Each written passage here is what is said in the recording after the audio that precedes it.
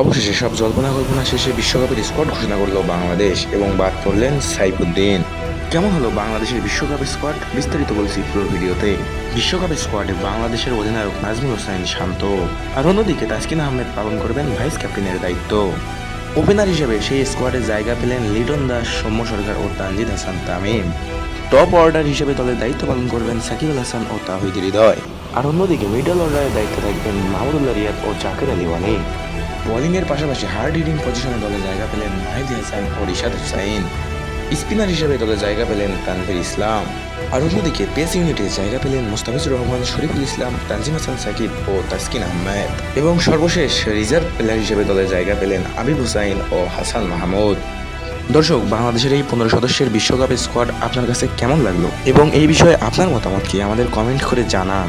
ধন্যবাদ সবাইকে আমাদের ভিডিওটি দেখার জন্য।